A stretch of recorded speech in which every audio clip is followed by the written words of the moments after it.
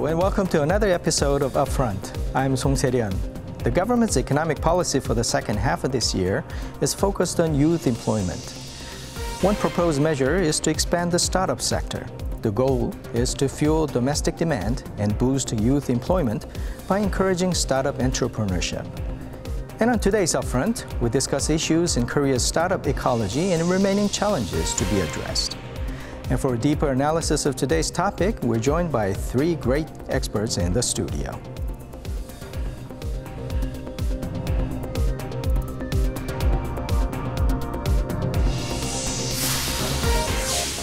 Humankind has achieved remarkable growth in economic measures so far. In recent years, however, the global market has been struggling with low growth as well as low youth employment. As we look for new engines of growth for the next generation, venture businesses with innovative ideas have emerged as an answer. Venture businesses create new markets by commercializing cutting-edge technologies or creative ideas. They are called by different names in different countries around the world, such as venture corporations, startups, new technology companies, and high-tech businesses. Venture startups have become a new driving force behind the world economy. For example, investments in venture businesses within Europe have grown about 3 times in the past 3 years. And Korea is no exception. The Korean government selects and supports venture businesses with high potential through the special law to promote venture capital companies. ICT, or Information and Communications Technology, manufacturing, industrial materials and mechanical equipment form the bulk of Korea's venture businesses. However, mobile services, bioindustry, and cultural contents are emerging as newly rising sectors for venture businesses. As part of the Park Geun-hye administration's creative economy drive, other policies have been implemented to encourage venture startups. They include startup incubation centers, as well as moving away from government funding towards cooperation with the private sector to provide funding, a model seen in more advanced nations. As a result, venture businesses are beginning to grow rapidly for the first time since the bubble burst in the early 2000s. The Korean economy is gearing up for a second venture boom. And finally, in 2015, the number of Korean venture companies surpassed 30,000 for the first time, signaling the strong comeback of the Korean venture industry. Continuous support and interest is needed to sustain the second venture boom in Korea. Upfront discusses the policies involved and challenges ahead for Korea's venture industry. To help us navigate today's topic, we're joined by Kim Dong-sun, former administrator of Small and Medium-Sized Business Administration. Welcome to the program. And Professor Chae Myung-sin, Professor of Management Information System at Seoul Venture University. And also Professor Byung-tae, Professor of IT Management at KAIST, Korea Advanced Institute of Science and Technology. Welcome to the program. Thanks for the invitation. Let's start with, in my mind, what was a good old days of venture business in Korea, which was late 90s and early 2000. In the midst of financial crisis there, President Kim Dae-jung had this policy of promoting what was called the MBC, Mobile, Bio, and Contents. And in my mind, the policy worked, and a lot of venture businesses started. Starting with Mr. Kim, I think I know what you're going to say because you're deeply involved in the policy making at the time. But tell us what worked. And I'm going to ask the same question to see whether there's a balance. I was working at the presidential office and was part of the economic restructuring task force during the financial crisis in the early 1990s. And during those periods, it became evident that the Korean economic structure has a very critical weakness because it relies heavily on the large conglomerate for its economic growth and employment. And so that's we realized that the revitalization of the venture and venture businesses and startup was a key factor to revitalize the economy at that time. And I think when we respect and recognize that effort, I think in my personal view, there was, in some sense, there was some effect to make more job creation and overcome the financial crisis in a very shorter period compared to the other neighboring countries, I think. I see. It's just striking that we're grappling with just about the same issues these days. Professor Lee, do you agree with that assessment that it was working at the time? Yes, in the short run, that really helped to reverse the psychology of the Korean economy, because at that time we were really shocked by this foreign currency crisis. However, in the long run, the transforming or restructuring economy by vitalizing startup company, that policy objective was not achieved. I have some evidence that the number of companies listed on the stock market has been gradually reduced. Even it's especially important that actually a number of companies listed on the KOSDAQ, which is corresponding to the NASDAQ in the United States, has been also reduced. So that reflects that the lack of dynamics or vitality of the Korean economy. Also, we don't have that big startup company who emerged as strong as one of the conglomerate yet. So the structure remained the same. So in that sense, that policy has a very short-lived and limited effect on Korean economy. That's my evaluation. It gives a guidepost of today's discussion. It seems like it worked as a short-term policy, and it jump-started the venture business in Korea.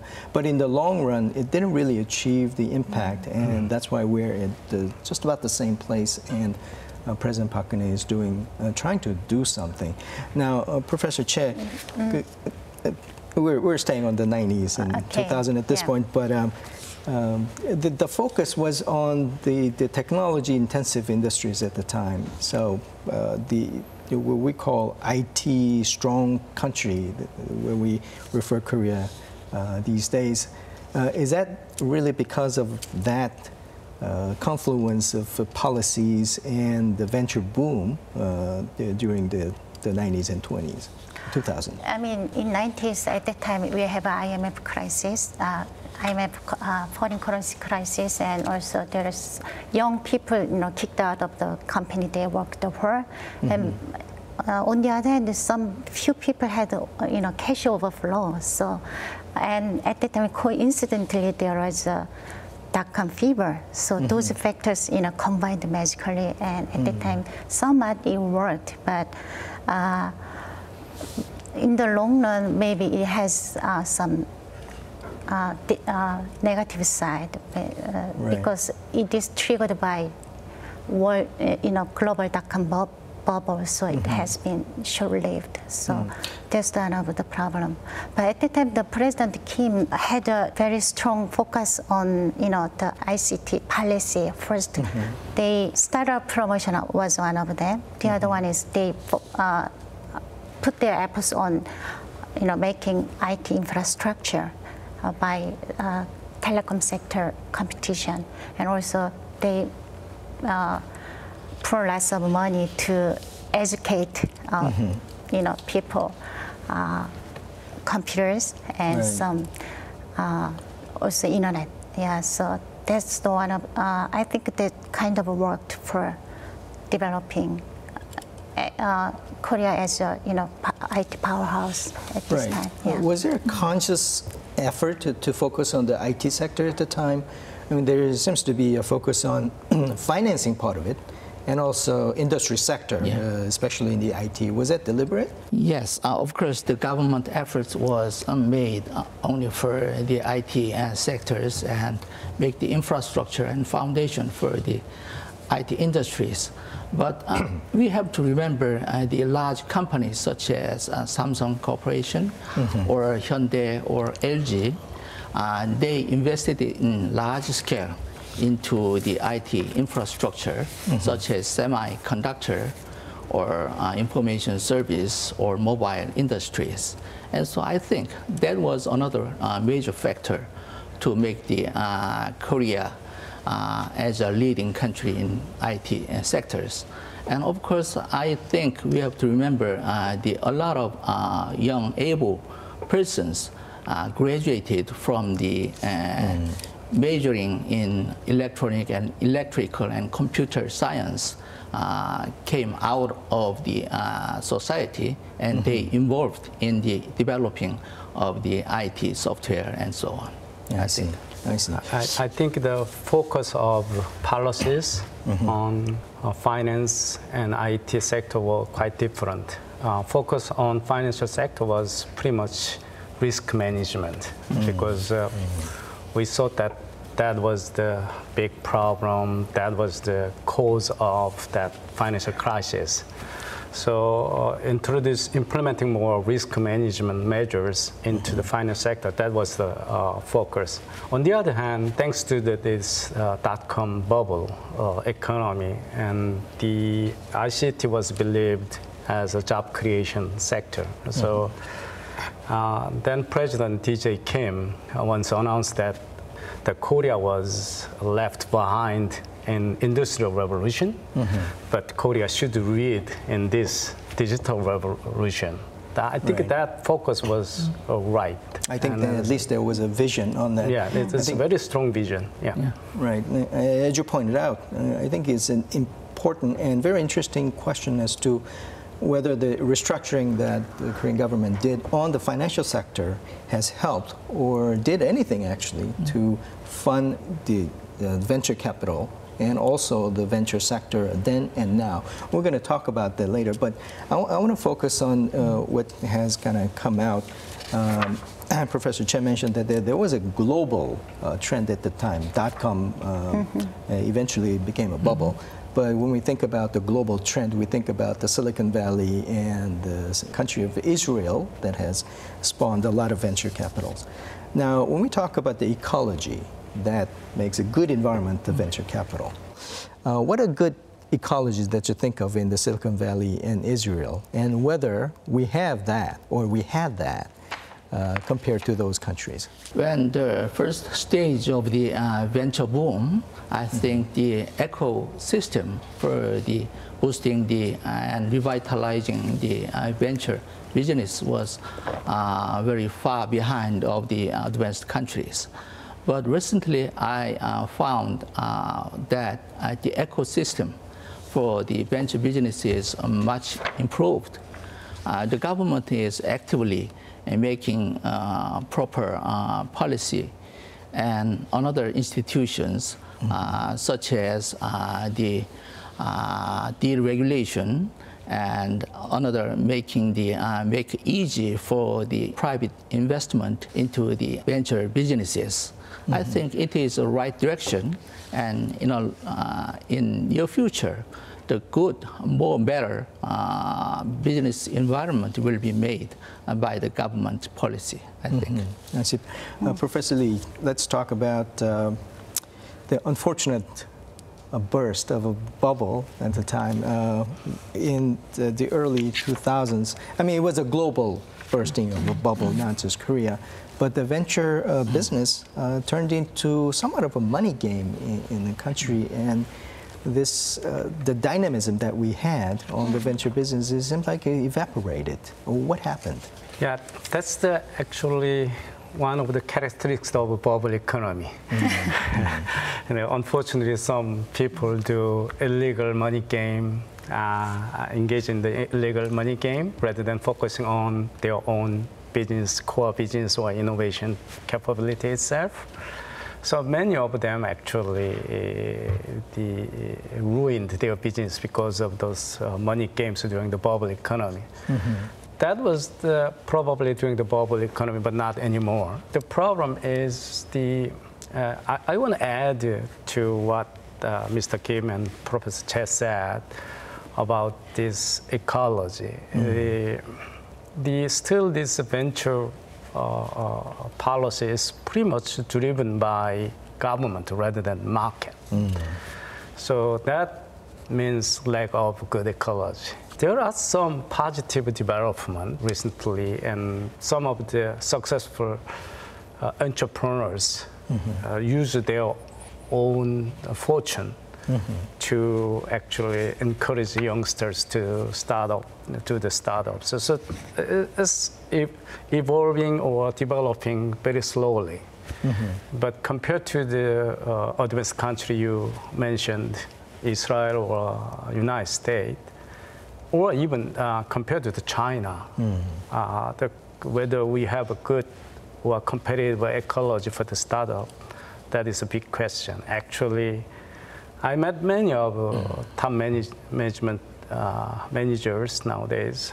They all complain that actually Korea, we don't have a freedom of economy in business compared to the China. So I think everybody worry about this strong emergence of China, right? And so we have to move quickly.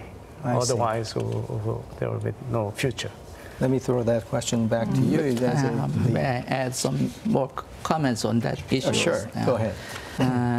I think currently the Korean government is making various efforts for making the business-friendly ecosystem.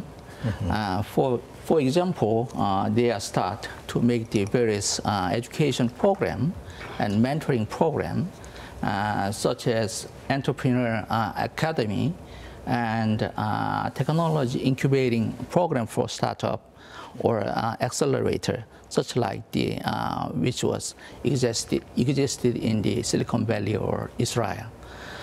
And also the Korean government is trying to improve the business environment by promoting the angel investing and crowdfunding.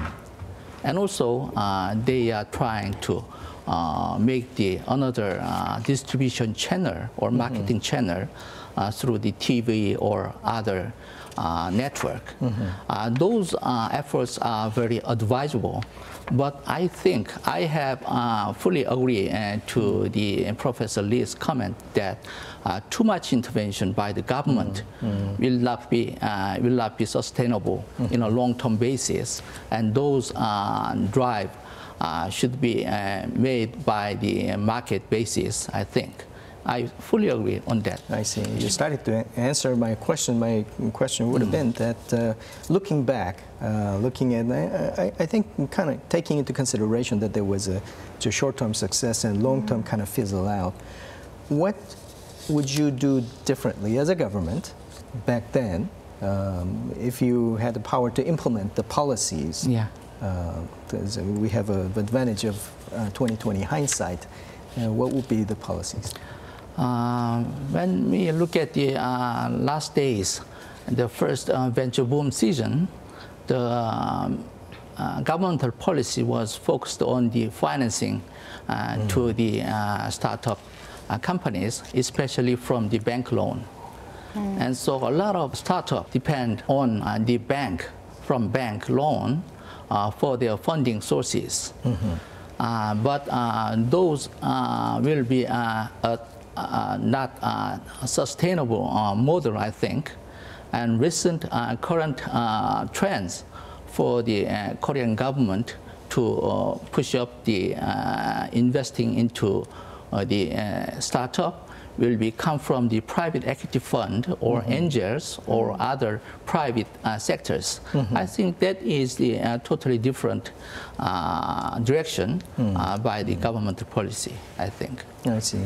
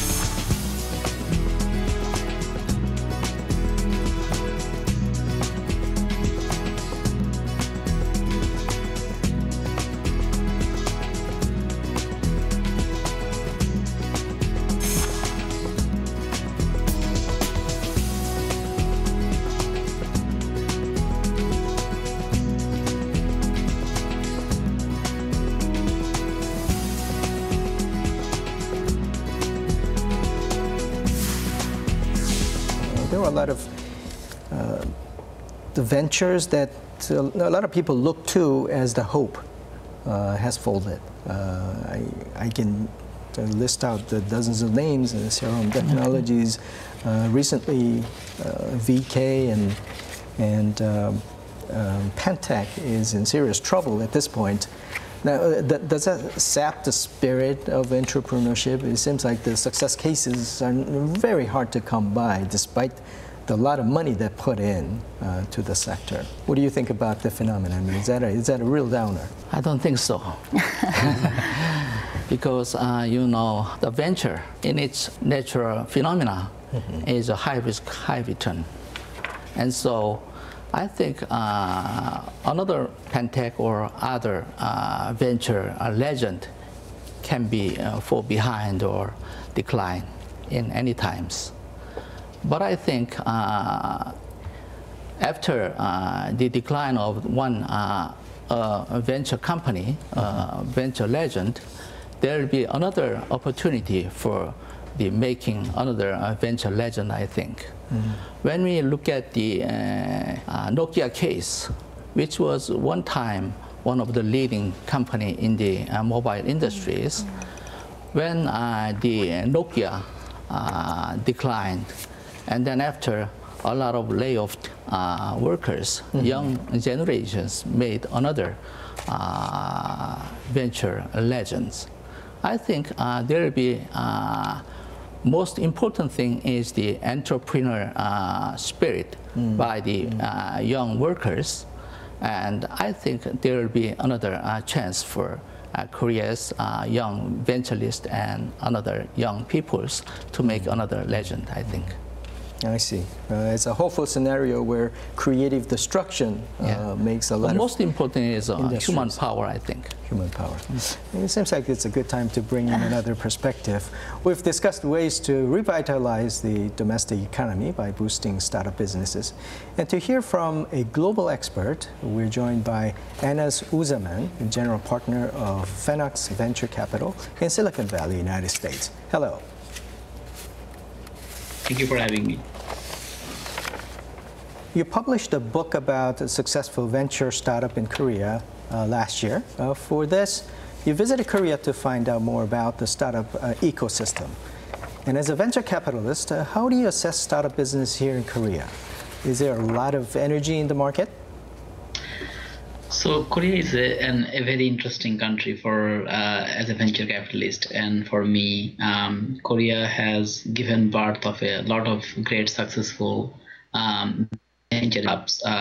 For example, KakaoTalk is a good one that we have heard about, and they have done fantastic.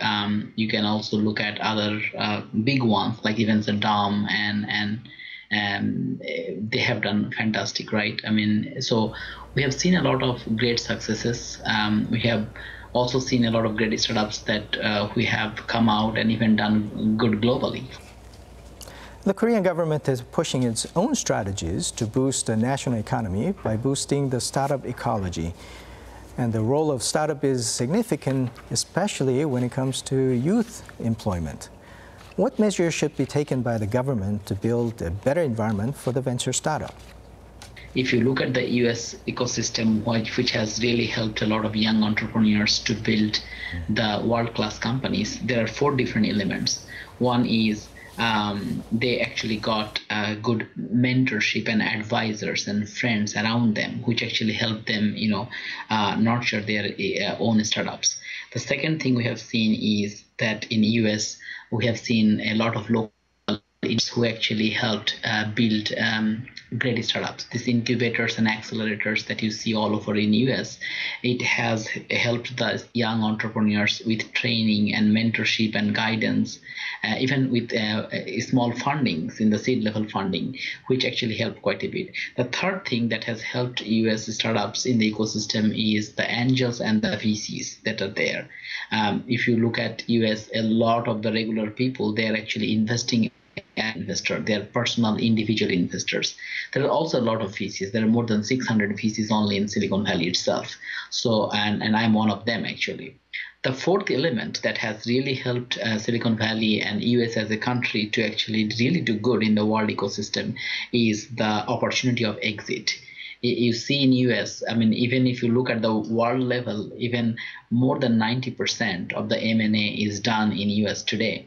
So I think that the large corporations here in US are acquiring the small corporations, the small startups, right? So there is a cycle. Like if the companies are getting bought out by the large corporations, then there are a lot of young people who are also actually participating and building startups.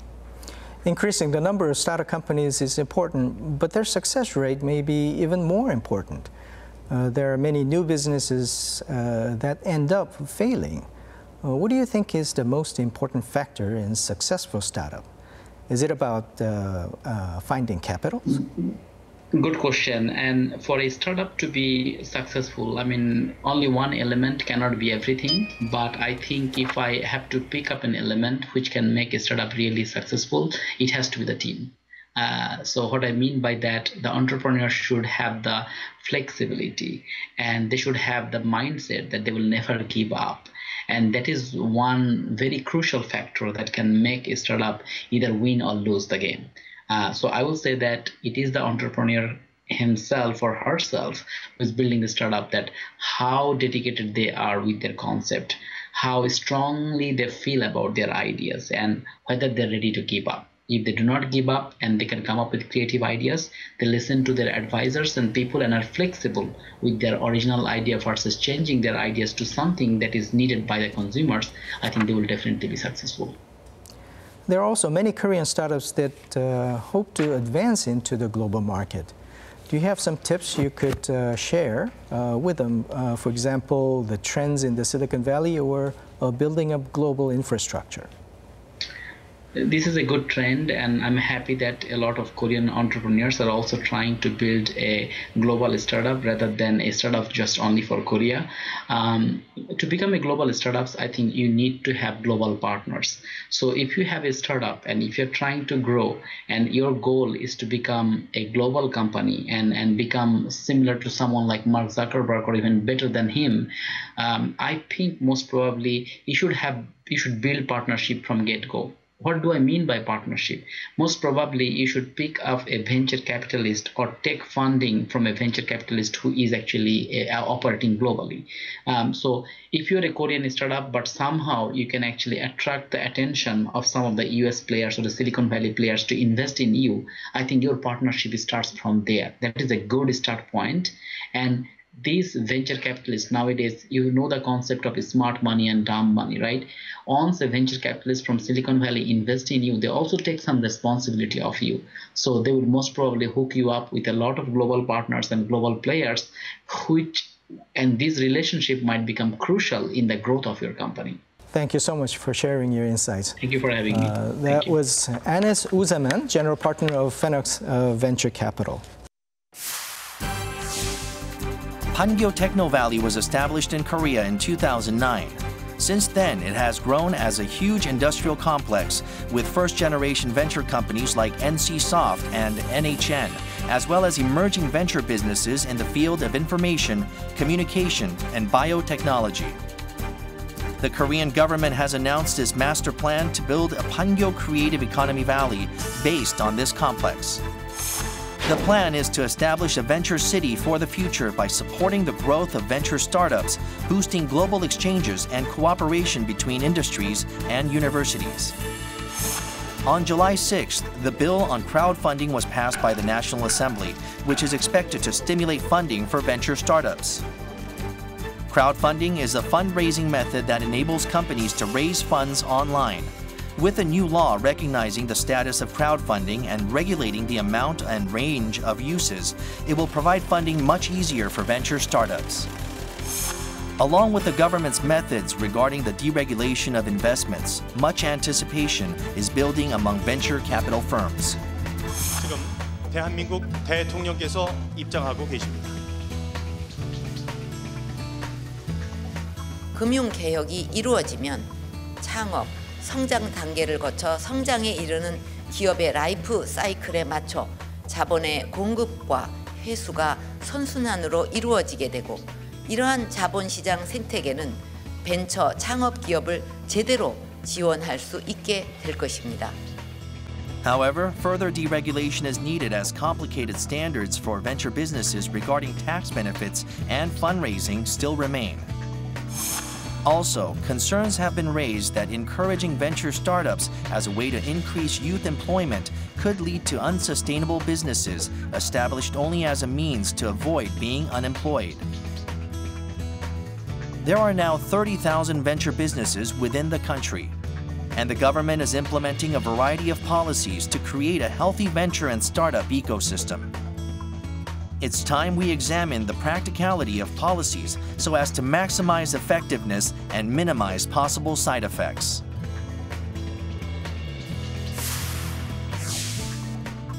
That was a global expert that chimed in this situation.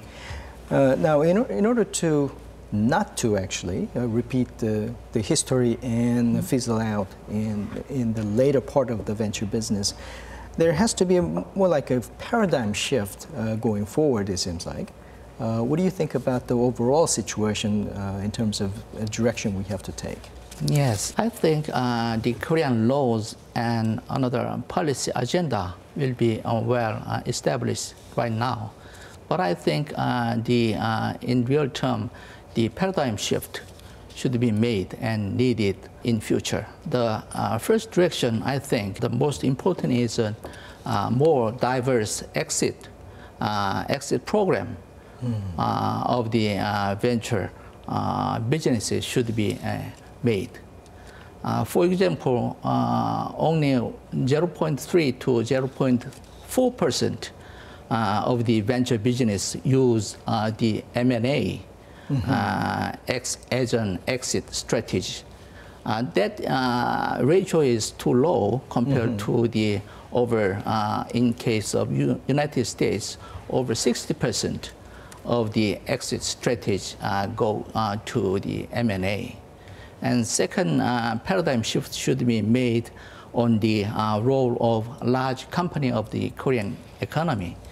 I think when I visit the Silicon Valley and Israel several years ago, they comment that in case of Korea, the large multinational companies such as Samsung and Hyundai, they should cooperate with the large startup companies and operate this open innovation system. I think the government, even though currently they are formatting the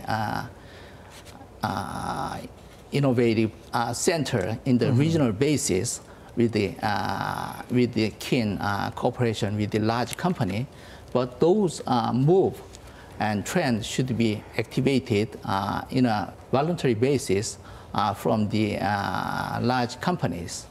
And lastly, I think the more tax benefits for the angel investor or venture capital investor should be made.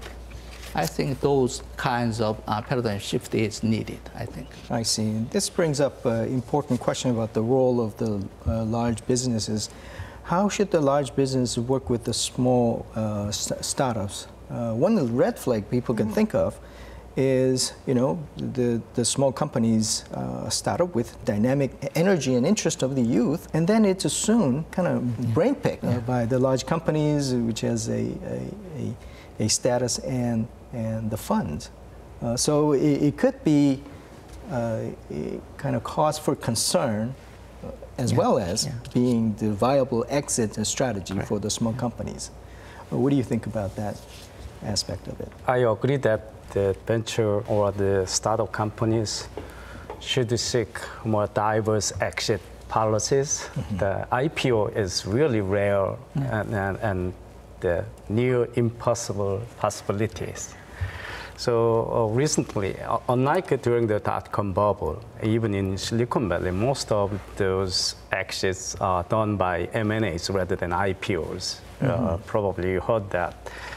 Instagram was purchased by Facebook, Right. and some the companies are purchased by the Google or Microsoft and so on. So we hope to see that also happen in Korea. But the question is, what prevents that? Is this really the ill management or the bad morality of the big corporate, or what else? I believe we are too quick to blame big corporate in that sense. You know, the small companies are complaining that big companies are stealing ideas rather than buying ideas. The question is, why you are trying to sell to the only Korean companies? Why don't you go out to the global market? The reason why the global companies are quick in this buying or do M&A activities because of competition. If you don't buy, probably your competitor will buy the core technology. So, but unfortunately, in domestic market, we don't have that kind of competition yet. But think about recently, we talk about the Pentec, the failure, but there is also success story of Coupang. They got a huge venture capital investment from Japanese venture capitalists, right? Yeah. So I see the hope that the new generation of startup entrepreneurs are more globally oriented, and then you can leverage this competition on the market. If we can push that issue a little bit further, isn't it that the reason why these early startups tend to kind of sell out to the big companies before realizing the full potential is because in Korean environment, business environment, the risk of failing is too big. I mean, if you fail once, you're done for the life. There's this doomsayer sense and urgency. The Silicon Valley, one of the famous things is that you can't really say that you succeeded until you do it for the third time. So there's the ecosystem or the environment that encourages the failure and going on to the success. What do you think about the Korean situation in that regard? Actually, as you said, the successful startups in Silicon Valley, they mostly have a more than 4 times failure. But in Korea, it's just 1 or 2, or less than 1. Just once you fail, you lost chance to revive again. But if the big company buys some successful startups, then the entrepreneurs could start again, can start again their startups again. Then it's kind of a winning system. But in Korea, it's like if a big company, try to merge very promising startups, then people say it's, blame the big companies. It's like treat them as a shark killing small businesses. So when you're looking at the statistics, the Samsung Electronics merged 18 companies from 2011, but among them only 2 companies, 2 startups from Korea, and other companies are from other countries. So one of them is harder for making winning system. So big companies are being used as exit strategies, but not many from Korean companies. One of the biggest factor, of course, is funding these days. Mr. Kim, can you tell us how Korean typical venture companies can be funded these days? I think most of the venture company rely on their funding source from the bank loans and another loan system. And of course, the government also operating the credit guarantee system to accelerate and facilitate the bank loan to the small and medium businesses. But in some sense, there was some effect from those policy direction. But I think almost of the fund should be invested from the private funds or angels, I think. It can be sustainable. I think recently a lot of angel or private equity funds were made, and also the government is trying to make the joint matching fund with the China or United States, Israel or UAE and so on. And I think a lot of fund will be made, but I think most important thing is to find out the right cooperation or right technology and assess properly on the value of the technology. And that should be followed by, I think. Right. This highlights what you mentioned, Professor Lee, the role of the financial market to the venture companies, not only to fund them with money, but also winnowing out which one is a good one, which one is a bad one.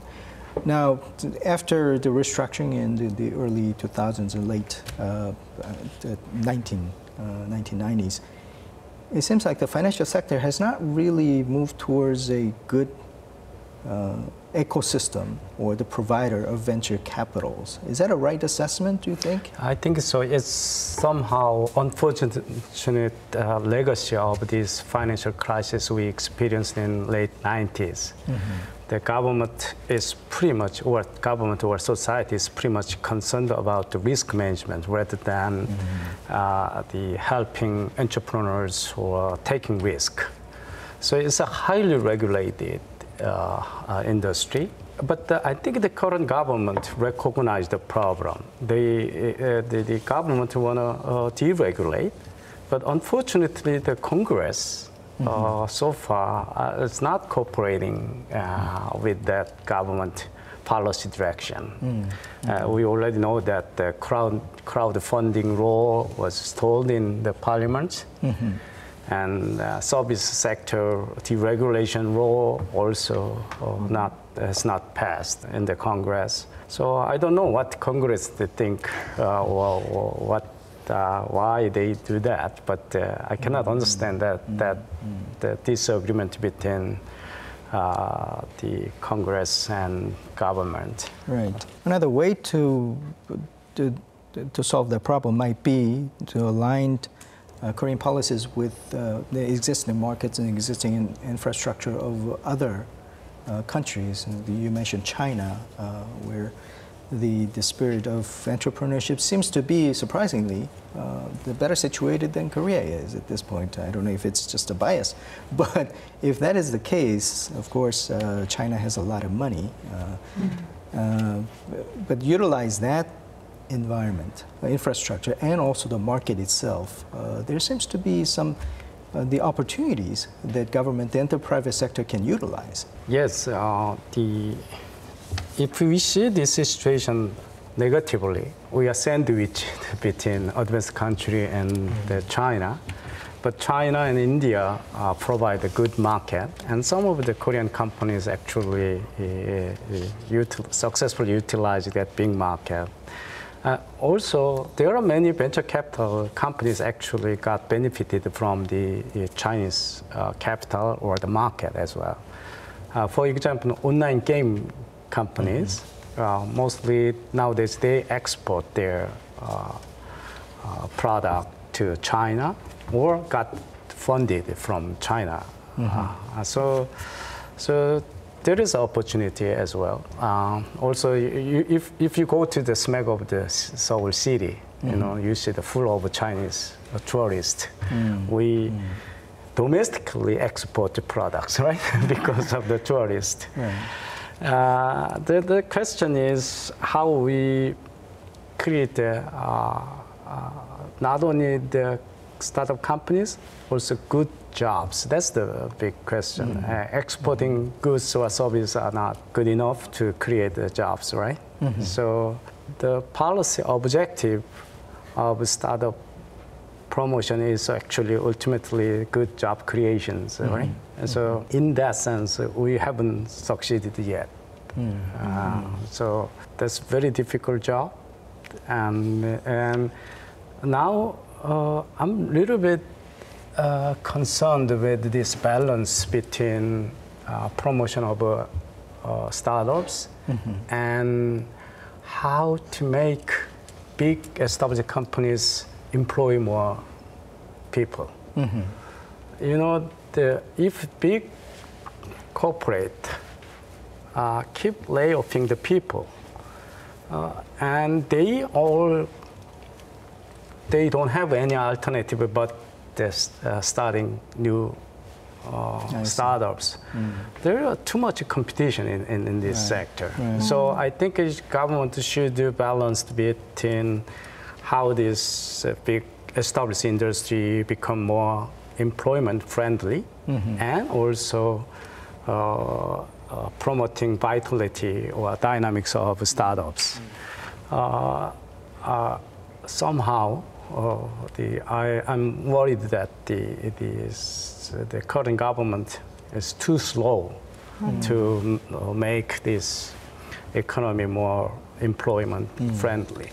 I see. Now we're almost out of time, but let's hear some advices for the startups that are not only striving to make a domestic market, but also it seems like they have to go abroad, globally, to make a big success these days. Would be your advice, Professor Chae? Our government is focusing on, try to boost startups in certain area, but for I think innovation can be made in every business. So think about Starbucks. They brought a kind of innovation, changed the coffee to luxury goods, and also Uber also brought innovation in transportation area, which has been not much innovation for 100 years. So I think entrepreneurship is kind of bottom-up, typical bottom-up movement. So it is important to encourage creativity and experiment and innovation, and in the market rather than focusing on specific area. And the government needed to foster youngsters, young talented people go to outside, and there are lots of global market. First focus on the global market and go to the New York. There's also lots of venture capitalists and go to the Silicon Valley, and they can try their dreams there. Yeah. I see. Professor Lee, what would be your advice? Yeah, once I visited India, met one of the most successful entrepreneurs in India, Mr. Moody, who created Infosys, and that company is listed on NASDAQ. And he characterized globalization as like this: you do business where the market is biggest. You raise the capital where the cost of capital is cheapest. You do production where the labor cost or production cost is cheapest. Many young entrepreneurs complain about our startup ecosystem. I have sympathy or empathy with them. However, the complaining is not the typical character of entrepreneurs, right? The